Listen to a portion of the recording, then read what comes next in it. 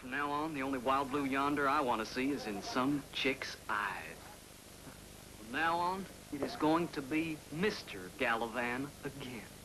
Yeah, that's right. You bust out of here tomorrow, don't you? Well, guys, we better shake it. It's getting late. You guys go ahead. I think I'm going to sit this flight out today. Hey, dig him. You know, you've been acting punchy all morning. Now, what's up? Nothing. I just don't feel like flying today, that's all. Yeah, well, I'm sure the flight commander will get all choked up about that. You sure you're okay, Alan? It's not like you to be so quiet. I think I'm starting to smell those discharge papers myself. Guess I'm just starting to lose my air legs is all. Thinking of home. I think we all are, thinking of home. But in the meantime, pal, we still got to fly today.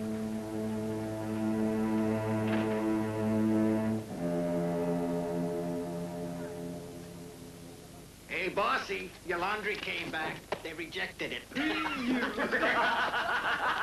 Say, Whiting, what's all this jazz I hear about your flight running into gremlins this morning? Well, it wasn't in the book, I'll tell you that much. What happened? Well, we were about 35 miles northeast of base when all of a sudden we were hit by this really strong headwind. Our instruments went haywire. Started spinning like tops. The radio conked out. Anyway, we put down about 40 miles north of base.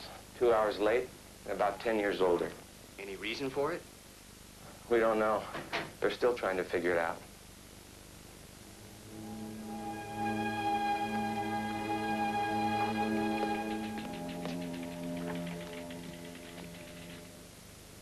Thank you for seeing me, sir. Your car's now? What can I do for you? I'd like to be relieved of today's flight, sir. Why, are you sick? No. What's the matter? Well, I've already done my required flight time this month, sir, and... Yes? Well, I just don't feel like flying today, sir. I can't explain it. Report to the flight surgeon. Aye, sir. Now, after the bombing runs are completed, we'll continue on course 091 degrees for a distance of 67 miles towards the Bahamas, turning north to a course of 346 degrees for 73 miles. Then west-southwest to a course of 241 degrees for 120 miles, returning to base at approximately 1723 hours. Your call letters will be Fox Tear. Are there any questions? That's all.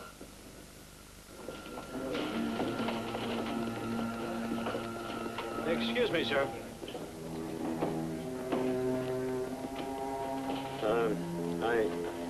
I'd like to be relieved of this flight, sir. Well, you're flight leader today, Taylor. I know that, sir. Don't you feel well? It isn't that, sir. I'm just... I don't know. I don't feel up to it today. Well, I'm sorry, Taylor, but I just don't have anybody else to lead a mission. I understand, sir.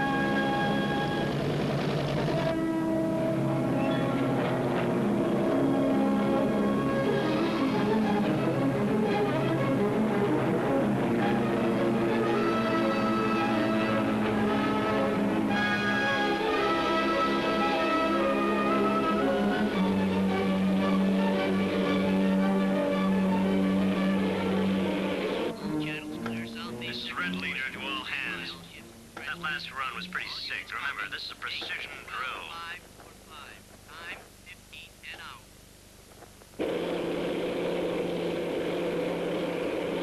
Say again, Red Leader. I'm not reading you. Something's happening to my instruments. This is Foxterra 28, calling Foxterra 36.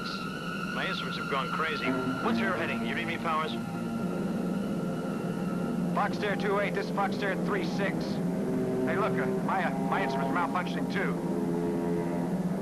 Where are we? Some 40 miles away, another Navy plane piloted by Lieutenant Robert Cox picked up Flight 19's plane-to-plane communication. This is Red Leader. You read me?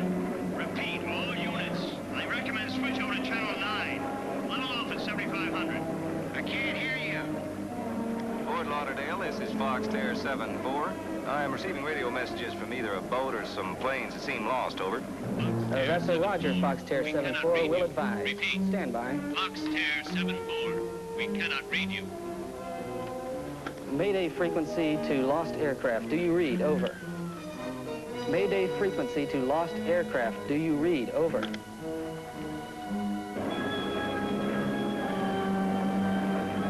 What's happening, Powers?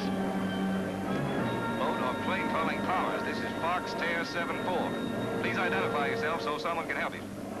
Fort Lauderdale calling Foxterra 28. Do you read? Over. Fort Lauderdale calling Foxterra 28. Do you read? Over.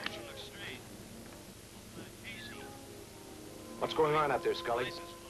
Flight 19, sir. It sounds like they're lost. All their instruments are out.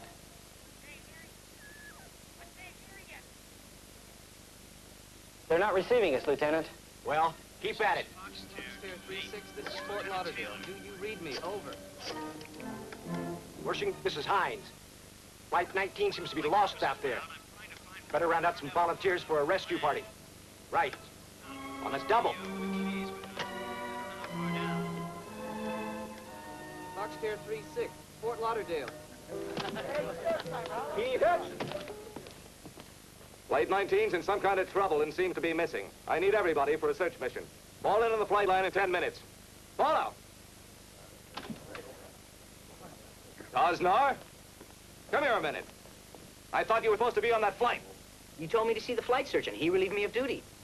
Well, did you get someone to replace you? Bolton said he'd go for me. I bumped Bolton from that flight. He already flew off this morning. You can't fly twice in one day. Now, who's up there instead of you? I don't know, sir.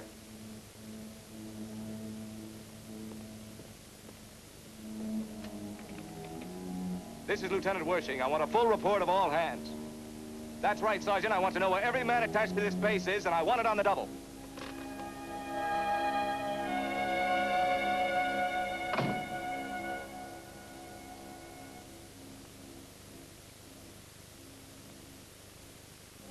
Roger. Search and rescue is standing by to take off, but air-sea forces are out of maneuvers, sir. Tell Air C to get those dumbos up as soon as they touch down. With the same crews if necessary. Yes, sir.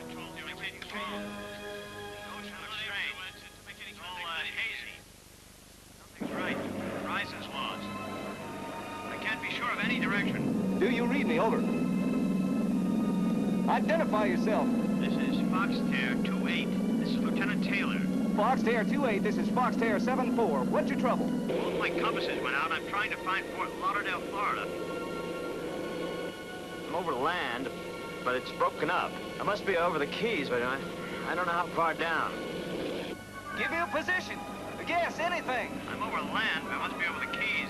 Listen, put the sun on your port wing if you're in the Keys and fly up the coast until you get to Miami. The air station is directly on your left from the fort. What is your present altitude? We've been hit by 75-knot headwinds. All compasses and gyros are going crazy. What's happening? What do we run into?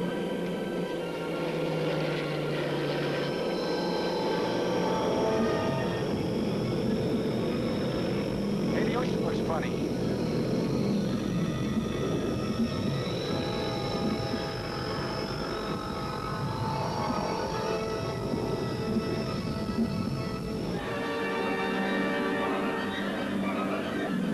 Foxterra 28, this is Foxterra 74. Do you read me? Over.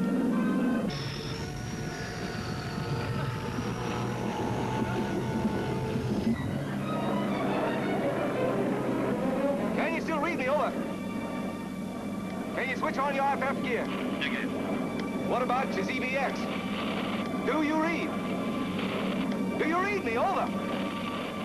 Foxterre 28, this is Foxterre 74. Do you read me? Over. Lieutenant Cox flew a search pattern until his fuel ran low. He heard intermittent transmissions the whole time from the units of Flight 19, but he was never able to communicate with them. Base stations and ham operators continued to pick up strangely fragmented transmissions from Flight 19 until after sundown. I can't see anything. You guys, I'm out of touch with everything here. It's like a big, huge, crazy rainbow out here. They're all different kinds of colors. Then, in the darkening hours, the last and most bone-chilling transmission ever heard from Flight 19. Don't follow us. Don't follow us. There's a blinding light on my face. Stay away. We keep putting they all look. They look as if some vehicle, something from outer space. Even as the ham radio operator was twisting his dials frantically, 30 aircraft from the USS Solomons already were hard into the search. The highly trained and specialized search and rescue squadrons were ordered out, and under a siege of pressure, the Navy began issuing regular bulletins. From the Commandant's Office, Naval District. Regular air-sea rescue operations were implemented at 16:20 hours this date, according to standard operating procedure. Delayed returns of training flights are routine, and no problems are expected in locating the overdue aircraft at this time.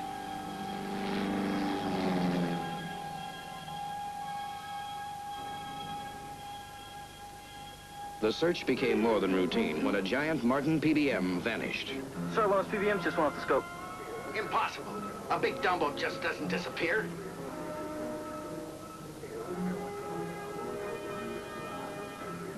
At 0600 hours this date, the entire Atlantic Fleet forces began a 1,000-mile sweep up the Bermuda-Triangle seas. In simultaneous operation, all fleet units in the Gulf of Mexico are sweeping the north and central areas. Now hear this. All hands lay up to main deck for lookout assignment. The great search failed. 6 aircraft and 27 men vanished without a trace, as though into another world. Shortly after the disappearance of Flight 19, a Naval Board of Inquiry was held. Please, all we know is that the planes evidently got lost because of instrument malfunction. Are you saying that 5 planes in a giant PBM all had the same trouble at the same time? I'm sorry, gentlemen. I can't answer any more of your questions. All I can do is read you the board statement. It is the consensus of the board that this unprecedented peacetime loss seems to be a total mystery. The strangest ever investigated in the annals of naval aviation. A full transcript of the board's findings was never released. And 2 indisputable facts remain. 1, all hands at the Naval Air Station that day were present and accounted for. 2, Corporal Alan Kosnar was not on that flight.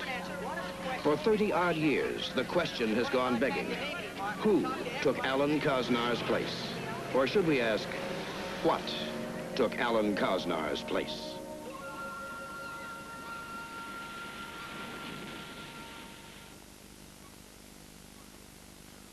Somewhere out here, something or someone is swallowing up ships and planes and people at the rate of 1 ship or plane a month. And whatever happens, it must come so quickly, there isn't even time to send a distress signal or an SOS. Is there a reasonable explanation for these disappearances? Well, for years, respected scientists and oceanographers have been looking for the answers. One theory is that unexploded bombs and floating mines left over from 2 world wars are responsible.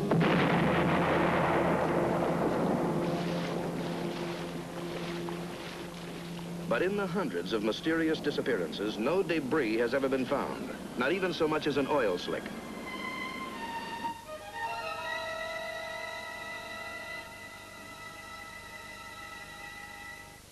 Another theory concerns the phenomena the oceanographers call blue holes, currently being studied by international teams of deepwater scientists. These so-called blue holes are basically vast networks of caves beneath the sea. But how far they go or how deep, we really don't know. Well, we are not even sure they have been naturally formed. In some cases, they resemble metro tunnels. They are like colossal sponges. The change of the tides causes tremendous pressure changes within the caves, making strong whirlpools on the surface.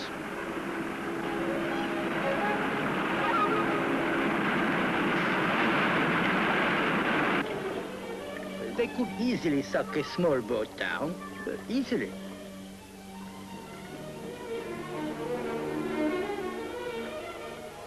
Our divers have seen such instances. Small craft, yes, but not great ships, and certainly not an aircraft. For that, you must look elsewhere. It is interesting to note how many disappearances the authorities credit to underwater earthquakes. Such upheavals have been known to create immense tidal waves.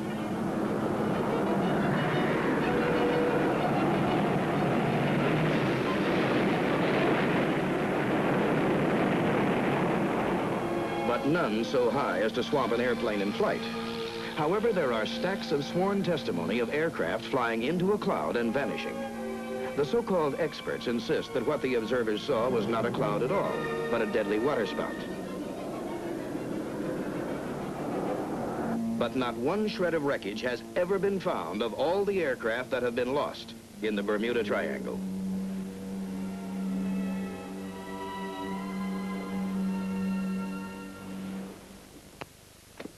Miraculously, there have been a few people who have lived through mysterious incidents in the Bermuda Triangle and who have come back to relate what happened to them. One such person is Captain Don Henry. We were 3 days out of Puerto Rico, towing a long barge of 2,500 tons. I remember it well.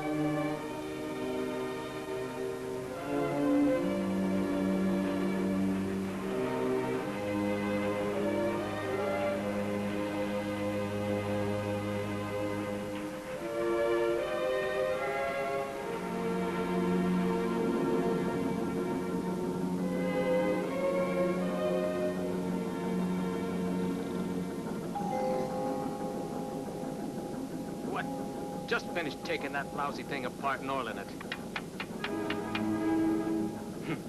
Chavez! Chavez! Yes, sir! What's wrong with the generator? I don't know. The generator is fine, but look at... Meet me in the engine room, Chavez. Okay, sir, but you better look on deck first.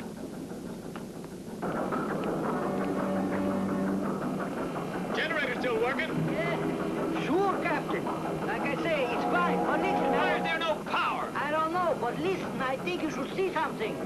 Look, Chavez, I got no time to be looking. What's going on? Now Will you tell me what's so all-fired important out here? Well, look! Yeah, that is kind of strange. How do you figure that out? Clouds sitting right smack on top of the barge. I don't know, but I don't think I like it. I've seen some strange things out here. Hard to swallow things. Yes. Like the lousy sandwiches you make. Oh.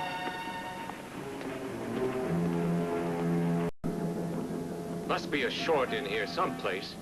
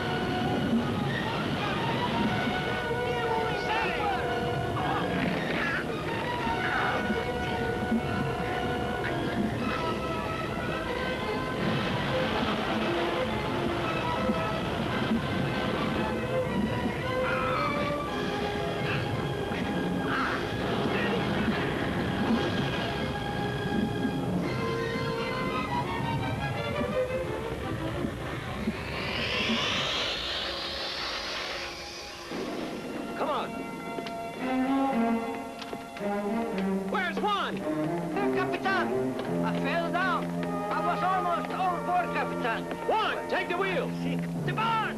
Ship must loose! Then what? Hold it up the tow line. Oh, it's pretty cold. It's freezing.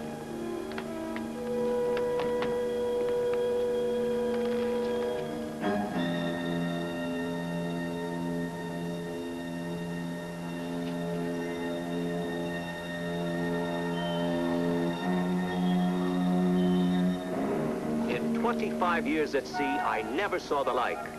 A freezing cold in the middle of August. Yet the rails were as hot as steam lines. Something in that strange cloud had sucked up the energy of our generators and our engines. Sucked up the heat of the day itself. Something that wanted us, tried to pull us into that cloud. A Swedish oceanographer suggested that the barge had been caught up in a waterspout. But Captain Henry was an old salt. He knew a waterspout when he saw one, and he swore that wasn't what he saw. Besides, a waterspout wouldn't have explained the unusual warmth of the tug after the incident, or the loss of electrical power. Of course, the newspapers paid little attention to what happened to poor seamen. But it was quite another story sometime later, when 1,500 people were stranded in the Triangle. It was April 3rd, 1974, and the world's most luxurious liner, the Queen Elizabeth II, was making 35 knots, 100 miles south of Bermuda, while a Coast Guard cutter followed, keeping the giant ship in sight and on their radar scopes. What the? She's gone. Who's gone? The QE2. She was here on the last sweep. Then just disappeared. Well, don't we still have visual contact with her? I don't know, sir. Yeah, she's still out there. Maybe so, but she sure ain't on this scope.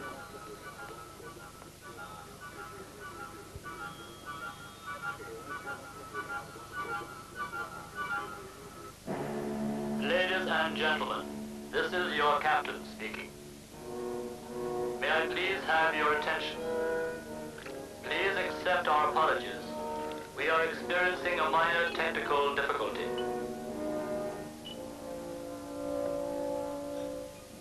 The official report blamed a leaky boiler and scrupulously avoided mention of the Bermuda Triangle. Ironically, most of the passengers aboard the QE2 didn't know they were even in the Bermuda Triangle. But there was one man who never forgot his experience there. And although Charles Wakely survived to tell his incredible story, it may be that the Bermuda Triangle eventually brought about his sudden death. Wakely was a professional pilot with over 10 years' experience at the time of the incident. He was completing a routine flight. After dropping off charter passengers in Nassau, he was on his way back to Miami. The weather was very clear. The stars were crisp and shining.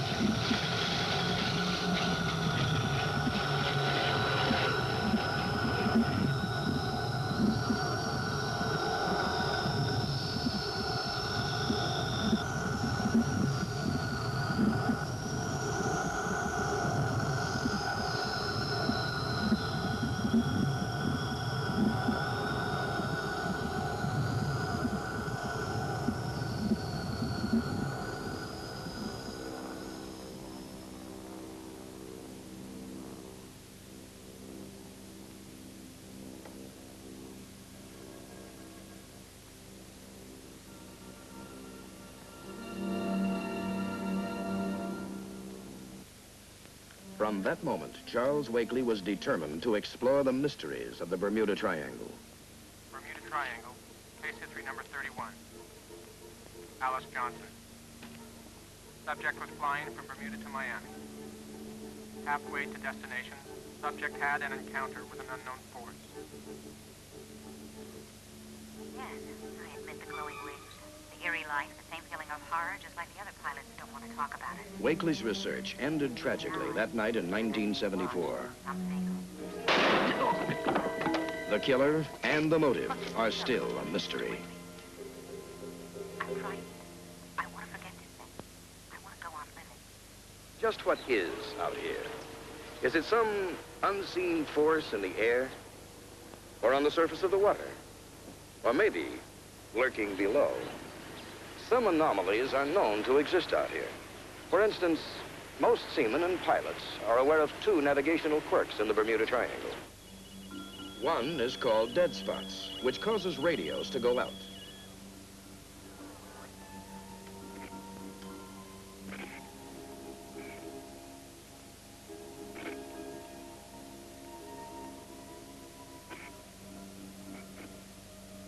The other is a variation in magnetic compasses, which in the triangle point to true north instead of toward magnetic north.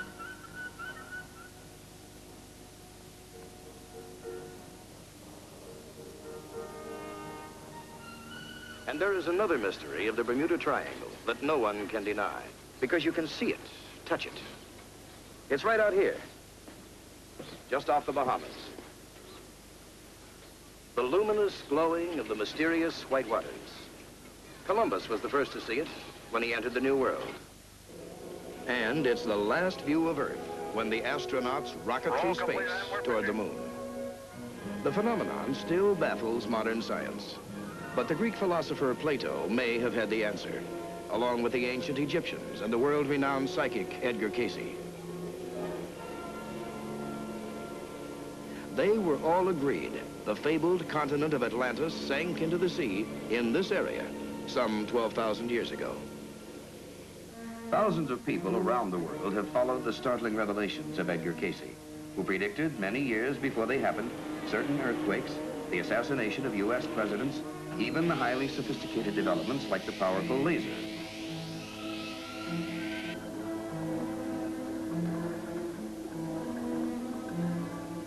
Could the white waters somehow be connected with Cayce's claim that Atlantis is lying underwater, here off Bimini?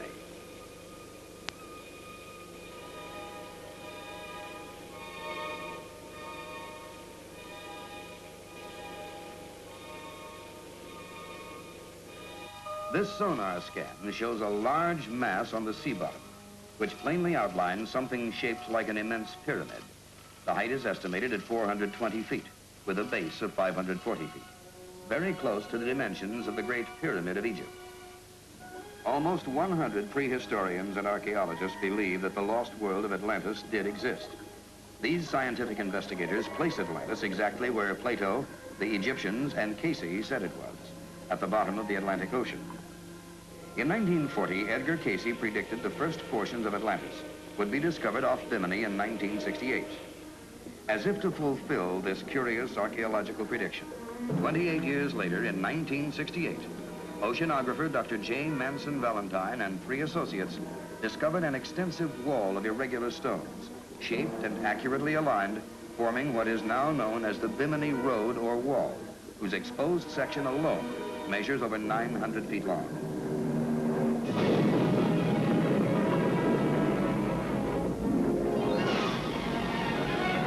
Our own history records the cataclysmic destruction of whole civilizations, like Pompeii, buried by the eruption of Mount Vesuvius before the birth of Christ. Some experts seriously believe that an advanced culture like Atlantis could have existed 12,000 years ago, and its wealth of knowledge was buried with it in a sudden calamity. In 1933, Edgar Cayce described ruins that lay below the waters of Bimini, where an immense energy of the stars was concentrated, stored in a powerful crystal called the Tuawi stone, radiated energy which Cayce believed this prism-like device drew its immense power from the universe itself, from magnetic forces which were ultimately pushed to such extremes that the Atlanteans unleashed uncontrollable forces of nature from the very bowels of the Earth itself.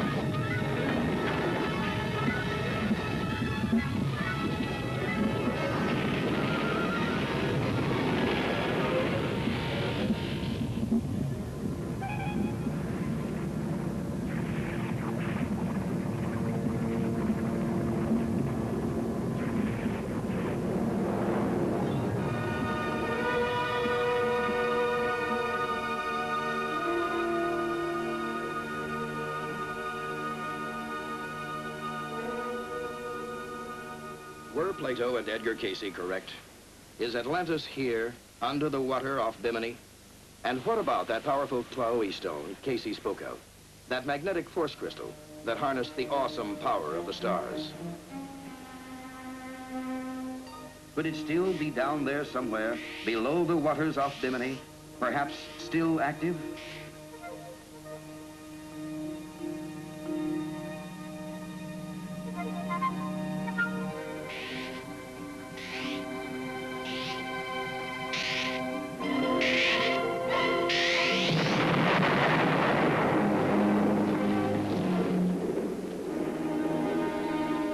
Still another theory favored in some circles is a sort of anti-gravity tunnel, visible only as a whirlpool in the sea.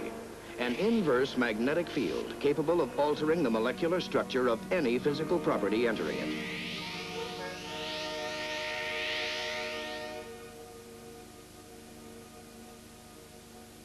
Though this may seem fantastic, there is a woman who actually witnessed just such a vortex. Her name is Helen Meiser. The date, August 25th, 1971.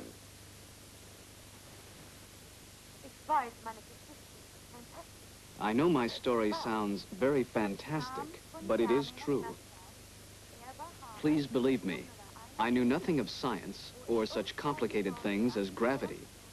On that day, I was just a tourist, enjoying my flight from Miami to Nassau on a beautiful sunny morning. Good morning, ladies and gentlemen. Breakfast will be served in a few minutes.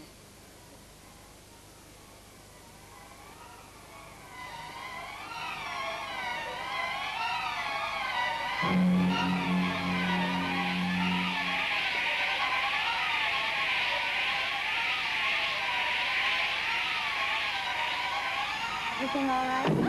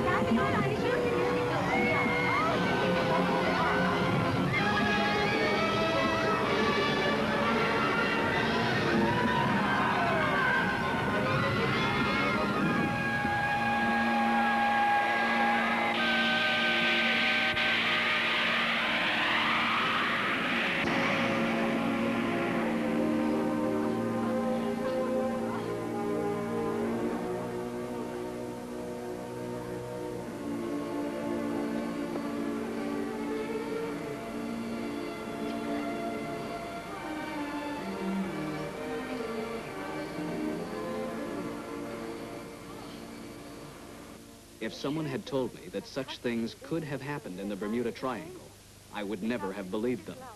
But now I know that anything is possible.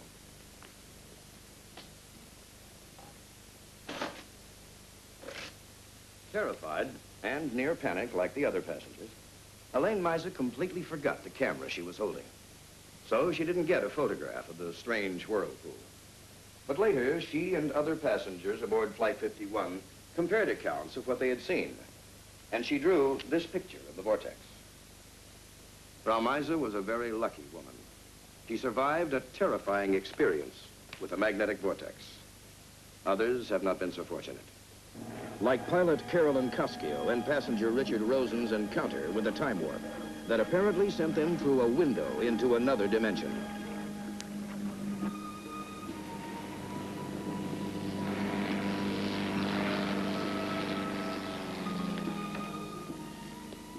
This is Grand Turk. Do you read me, Cessna? Cessna, this is Grand Turk calling. Do you read me? Does that look like Grand Turk down there? It's deserted. Deserted?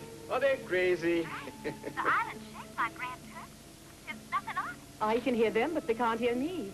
Something must be wrong with their radio. Not just our radio. It must be blind. It's clear as a bell out there. No landing strip, no building, no people. It's sure not Grand Turk, Carolyn. What is wrong with that crazy man? He is right over us. This is Grand Turk calling, Cessna. You're right over us. Sonny, there's no way out. Out of what? What's she talking about? They gone.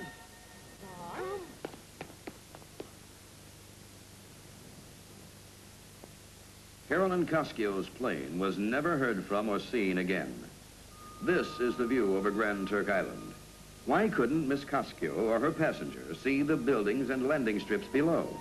Some physicists have suggested that the plane might have entered some dimensional window, a space window, if you will, which caused an inversion of time and space, thrusting her plane into an early period of time, where they saw the island in the past, before the landing strip and buildings even existed. Sounds fantastic, doesn't it, this traveling in time? But the experts insist that it's theoretically possible. And eyewitness accounts of ships and planes suddenly appearing and then quickly disappearing have been coming out of the triangle for years. In 1881, a very special naval cadet of the British Royal Navy, aboard the HMS Inconstant, reported seeing the Flying Dutchman suddenly appear in a strange phosphorescent light, only to disappear moments later.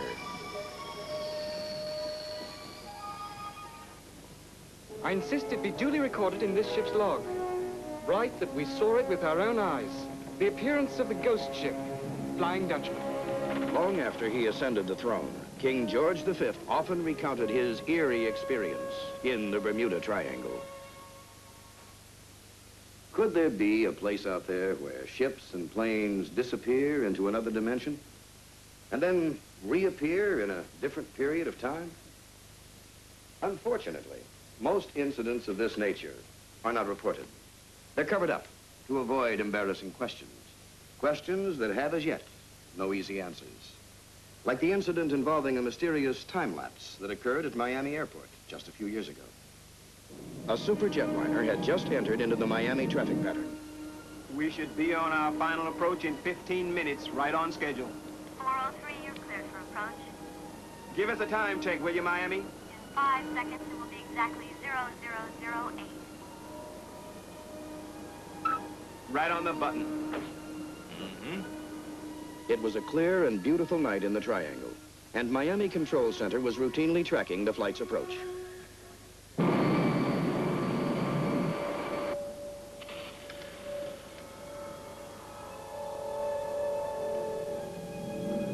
What's the matter? Where'd that weird haze come from? Yeah. I never saw anything like that before at this altitude.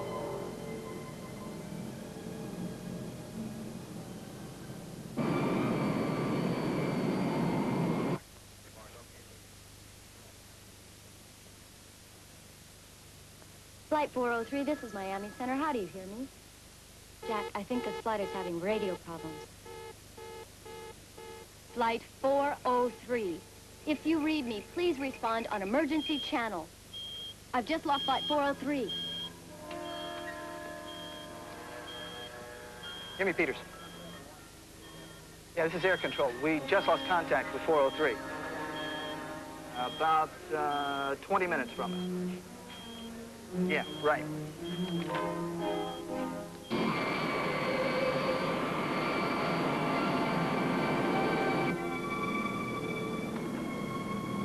How come we can't see Miami yet? Don't rush us. What time is it? I think my watch is broken.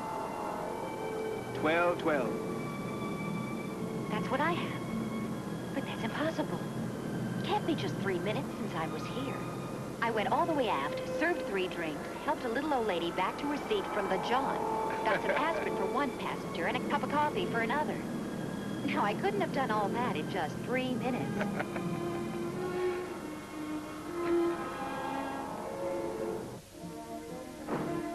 Have the Coast Guard search and rescue standing by. They may have ditched about 225 miles southeast. Okay, let me look at it, honey.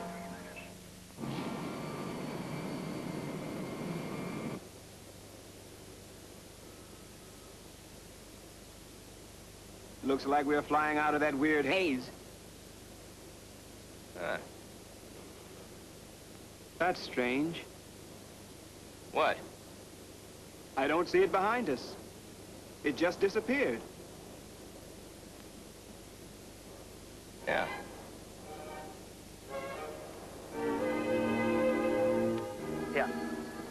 Yeah.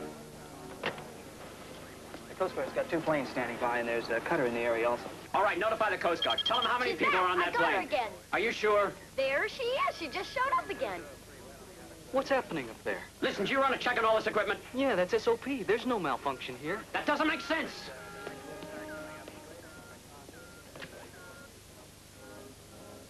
This is Peterson. Tell the Coast Guard to stand down. She just showed up again. Wait a minute, Pete. What could have made her slip off the screen for 10 minutes like that? I'll think about that whenever this knot in my stomach straightens out.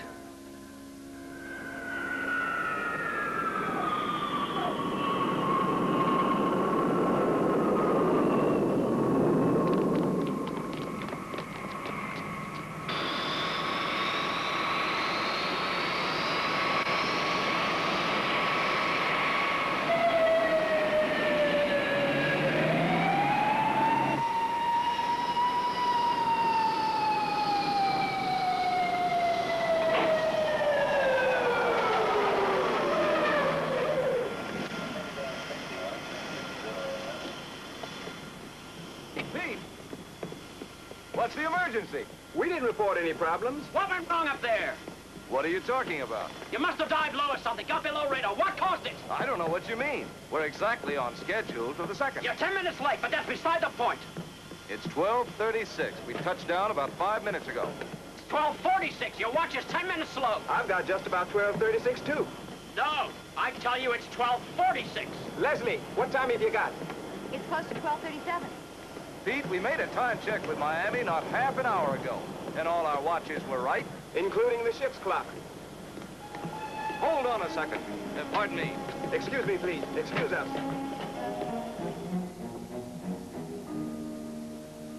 12:37. Exactly what we have.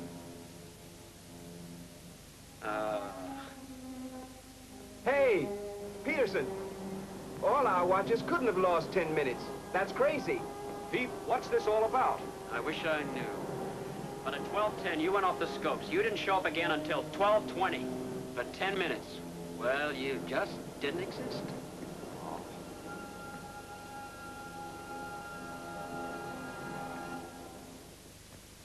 Just what did happen to this giant ship of the skies? It seems highly unlikely that all the crew's watches and the ship's clock would have been precisely 10 minutes slow. But could Flight 403 have passed through the tip of that dimensional window, disappearing, then reappearing 10 minutes later, stopping the passage of time on board the plane, holding it suspended somewhere in the 4th dimension? Is it possible?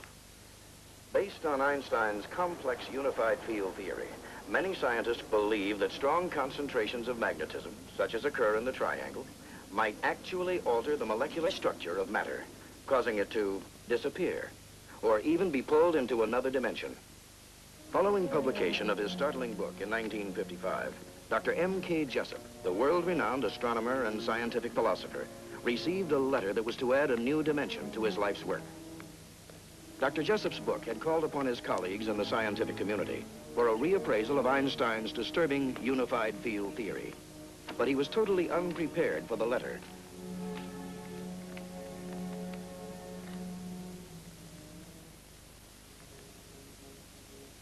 My dear colleague, for reasons that will become apparent, I shall identify myself only as Carl W. Allen, and inform you, as my conscience demands, that Einstein's theory has been brought to reality with some shocking results. The Philadelphia experiment was the code name for secret tests conducted by the Navy in October of 1943 aboard the USS Eldridge, a destroyer that had been specially fitted with unique electrical and electronic equipment. For all intents and purposes, the tests were for camouflage development. Based upon the Einstein calculations, the Navy had 4 huge generators especially designed and built. These were to produce massive flux fields, which, when counterposed, would create an envelope of sorts about the test ship, a magnetic smoke screen, if you will. We've installed 4 generators on the destroyer. 1 on the flying bridge, 1 amidships, and 2 aft. When we begin this experiment, the varying potentials of the generators should alter the structure of the atmosphere around the ship, resulting in a color combining with the sea. You mean to make the destroyer invisible? Not strictly, sir. The ship will be hiding under a traveling magnetic canopy of sorts. We're ready, sir. Good. Please be seated, sir. Proceed with the countdown. Now hear this! Now hear this! All stations stand by for ready report. Station 4, all systems. Station 6, after bank loops closed and reading. Shunt power to start. We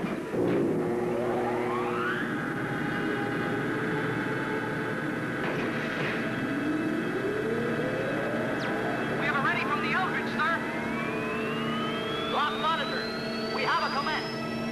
Coming up on the mark and counting. 10, 9, 8, 7, 6, 5, 4, 3, 2, 1, mark!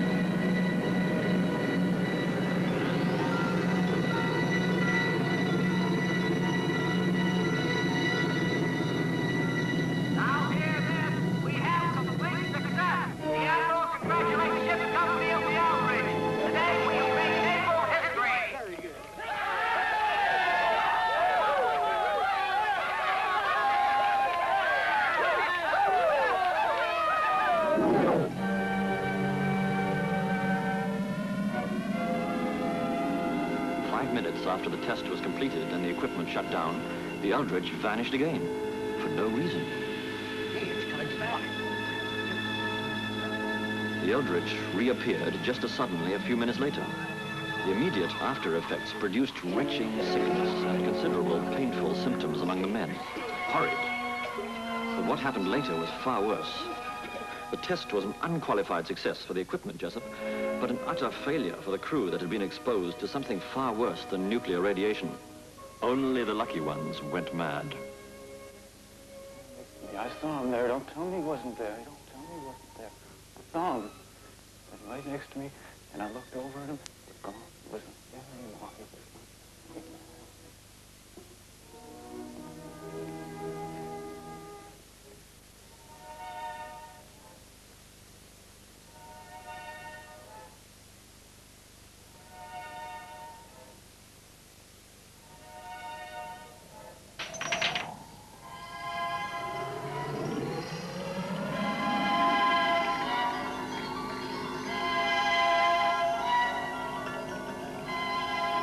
many of these poor men continued to experience a trans-dimensional phenomenon, completely destroying any chance they may have had for normal lives. They've become freaks, Jessup. Freaks that were quickly and carefully snatched into seclusion. To avoid embarrassing questions, they've become nothing more than carefully preserved specimens, Jessup. I've seen them myself. Human beings reduced to the level of laboratory animals. My dear Jessup, in our responsibility to science, can we forget our humanity? I leave it to you to decide if further work shall be put into this or not. I write in hopes there will be. Allen's letter set Jessup upon an exhaustive 5-year search for the truth. And in spite of threats, insults, and coercions, Jessup continued to probe right up to the last bizarre moments of an April night in 1959. Listen, I've reached some fantastic conclusions regarding that Philadelphia experiment, and I've got to see you right away. How about tomorrow? No, right away, tonight. Fine. Good, I'll be there in an hour with all my notes. But neither Jessup nor his papers ever arrived at that meeting. Why? Suicide by carbon monoxide poisoning. White male Caucasian, approximately 62 years. No papers, notes, or effects. Dispatch coroner and ID unit. No papers or effects were found with Dr. Jessup's body. Why? Did such a fantastic project as the Philadelphia experiment ever really take place? We don't know for sure, but to date, at least a dozen books have been written about it. The key question is this. Did the government have a top-secret project involving the Eldridge and an application of Einstein's unified field theory?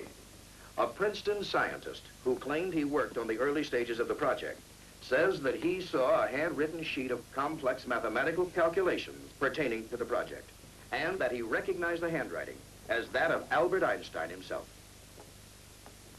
Some people claim that high-ranking research officers persuaded the Navy to let them use this ship, the Eldridge, just as soon as she was built. Interestingly, the logbook for the Eldridge is missing. The pages for the first 3 months of her service. Why? This is a picture of the dry dock where the Eldridge was built, filed top secret for 22 years. Another interesting note is that the Eldridge later experienced an unusually high desertion rate. For some reason, her crewmen kept jumping ship in greater than average numbers. Could it be that there was still some lingering after effects of that mysterious experiment? In this era of vigorous investigative reporting, as demonstrated by such exposés as the Pentagon Papers and Watergate, we find it baffling that even after 35 years, witnesses still refuse to talk about the Philadelphia experiment. And it is worthy of note that the Office of Naval Research categorically states that the incident never took place. This is the book by Jessup, which sparked Allen's letter. In it, Dr. Jessup theorizes that UFOs appear and disappear in the Bermuda Triangle, using much the same techniques as were reported in the Philadelphia experiment. For instance, there's the widely publicized incident that took place on January 7th, 1948. It involved a flight of P-51 Mustangs and a UFO spotted in the skies over Fort Knox, Kentucky. The police subsequently passed on the reports to nearby Godman Field at Fort Knox. Tower. Yes, sir. Lieutenant, it's the CO. This, Lieutenant Michaels. Yes, sir. We've had visual contact with whatever it is for the last 5 minutes. No, sir. I checked with Wright Field. They have no experimental aircraft in the area. No, sir. I have no idea what it is. Yes, sir. Where is it? It's right out there. Well, sir, it seems to be gold. It's round. It has a red border at the bottom and a red border at the top, but only intermittently.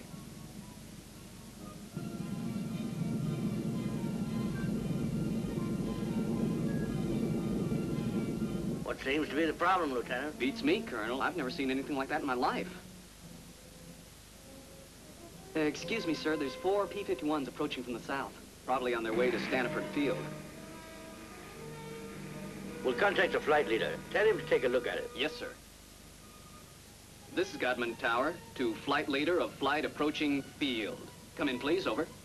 This is Captain Mantell, flight leader of Flight 451 to Godman Tower. Over. Captain Mantell, how do you read me? Over. I read you loud and clear, Godman Tower. Over. Captain Mantell, request you change to radio frequency. The flight leader was Captain Thomas Mantell, a veteran World War II fighter pilot, one who'd survived many missions over enemy territory. 1991. Roger. Over. Flight leader Mantell, there's an unidentified aircraft in your area. Approximate heading 210 degrees. Request you investigate. Over.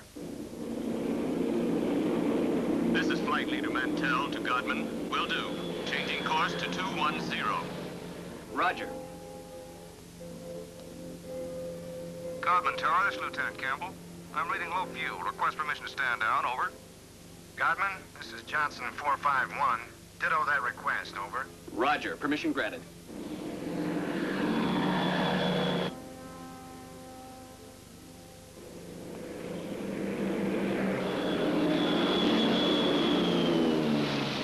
Captain Mantell was now on the UFO's heading and climbing fast, leaving Lieutenant Hammond, the one remaining wingman, behind. At 2:45, Mantell contacted the tower. I see it. It's directly above and ahead of me.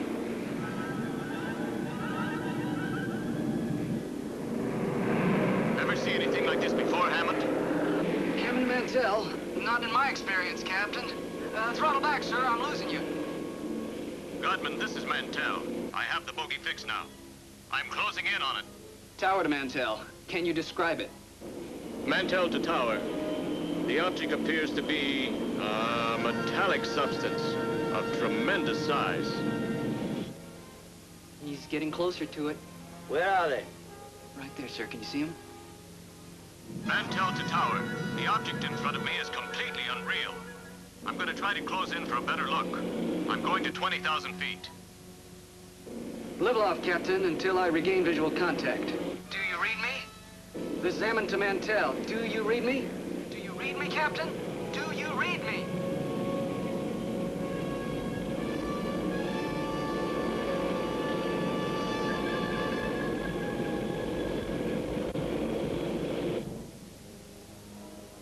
Tower to Mantell. Do you read? Over. Tower to Mantell. Come in, please. Over. Godman, this is Lieutenant Hammond. I've lost visual and radio contact with flight leader. Is he reading you? Over. Stand by, Hammond. I can't see him anymore either. And that thing, it's gone into the clouds. This is Godman Tower to flight leader Mantell. Do you read? Over.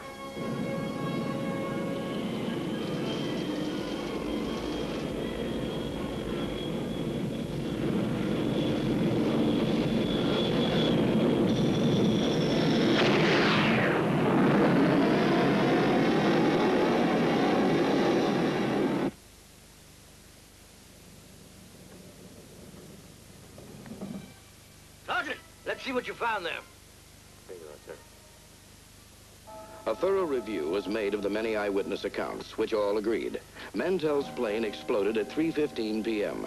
But when the pilot's watch was found, it had stopped at 3:10, 5 minutes before the explosion.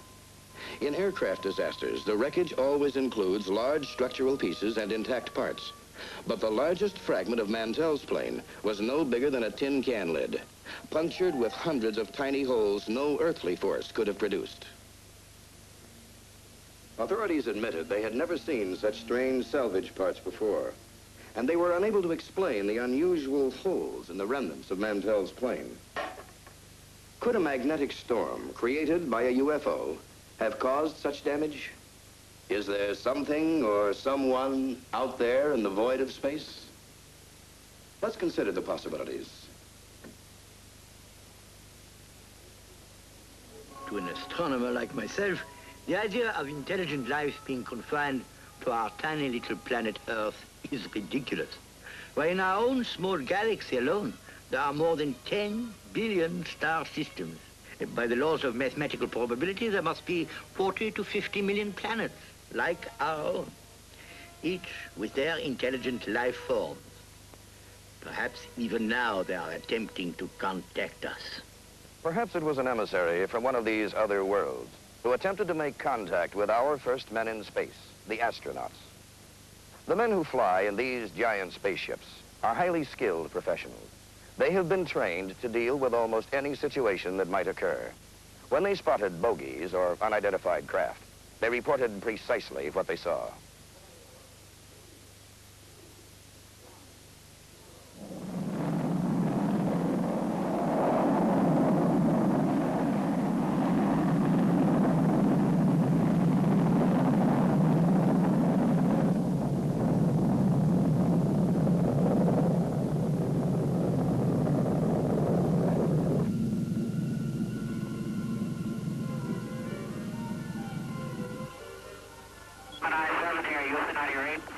Loud and clear. 7, go ahead. Bogey at 10 o'clock high. This is Houston. Say again, 7. We have a bogey at 10 o'clock high. Roger. Gemini Control here again. The reference in that conversation was bogey. This is Gemini Control in Houston at 4 hours, 24 minutes into the flight.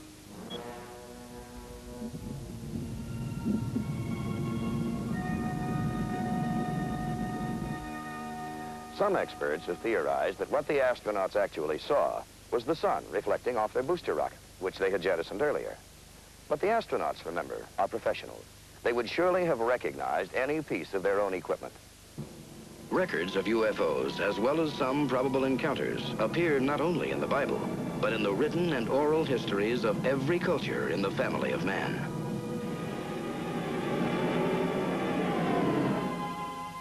In the last 30 years, UFOs have been sighted all over the world and over nearly every major city.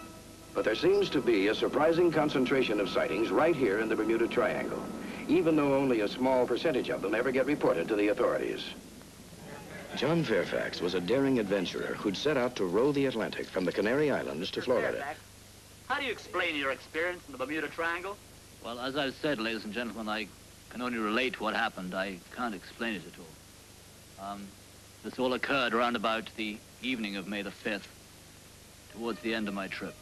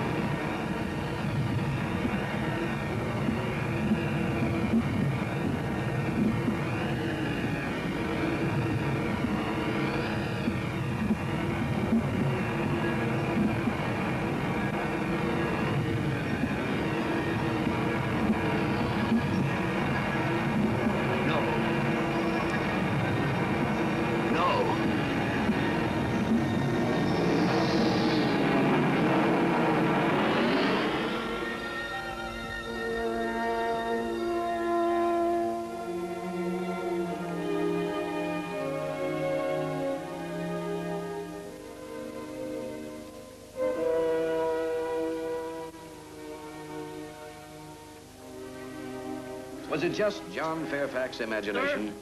Maybe. But how do you explain another man who had the exact same experience in the Triangle? It was just a month or so later when John Carpenter was guiding his charter boat on a run from Bimini.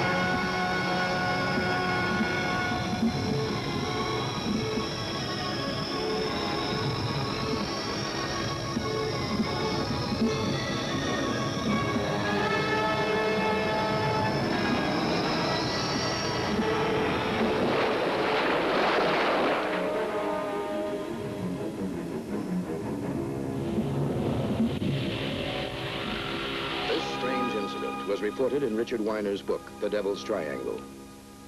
Fairfax and Carpenter are only 2 out of thousands of people who have seen something strange out there.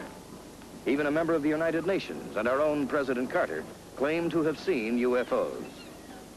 If there are alien vehicles around, where are they coming from? Dr. Valentine and other scientific observers suggest that UFOs may emanate from one of 3 sources. From somewhere out of our own solar system, or, as French astronomer Jacques Vallée suggests, from a point much closer to us in our own world, allowing ships from another dimension to slip into the time warp window suspected of being located in the triangle. Or perhaps even from a world far below the water. It should be noted that in the southeast corner of the Bermuda Triangle is the Puerto Rican Trench, the deepest place in all of the Atlantic.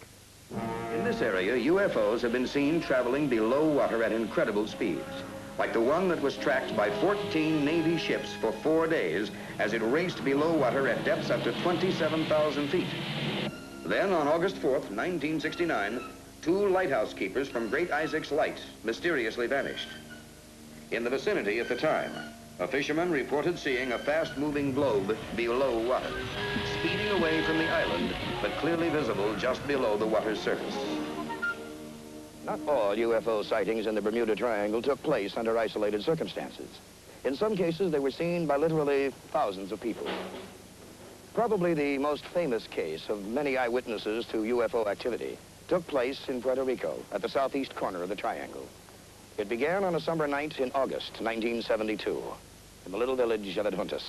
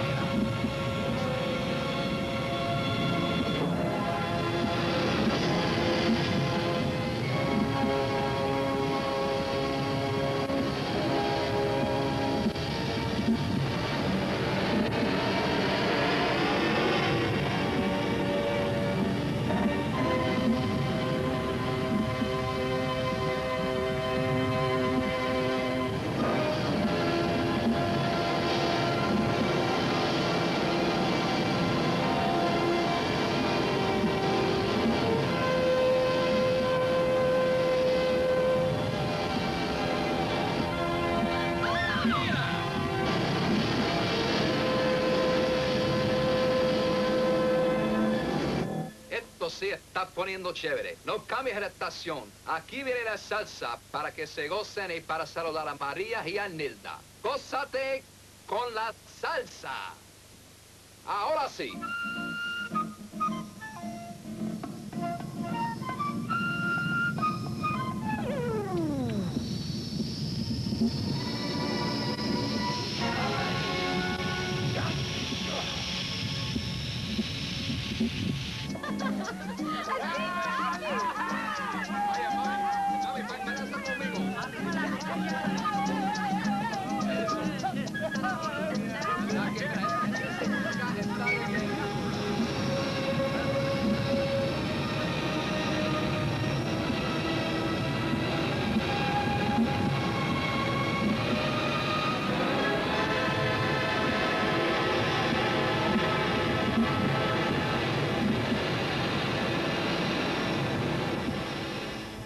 Once more, people disappeared, never to be heard from again. Then, just as suddenly as it had begun, the UFO sightings stopped. By the end of October, only a trickle were reported. The island of Puerto Rico was returned to normal. It all happened. It was real. Perhaps some of you don't believe the stories told by individuals, like John Carpenter or John Fairfax. But can you disregard what thousands saw? What was reported by the news media of Puerto Rico?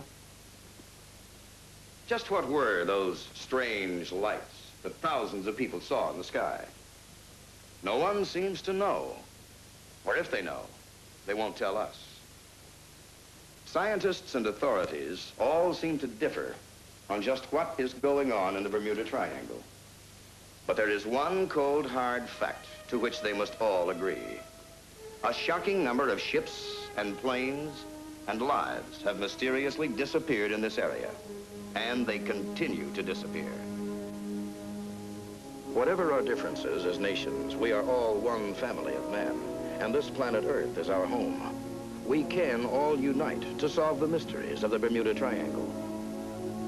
Has some highly intelligent aquatic race found its way up from the depths of the ocean? Is the triangle a base of sorts for aliens from outer space? Is lost Atlantis below these waters? And just who or what is collecting human specimens? Blue energy, time warps, or a window into another dimension? Together, the nations of the world must find the answers before it's too late. Our very survival may well depend on knowing what is going on here in the Bermuda Triangle.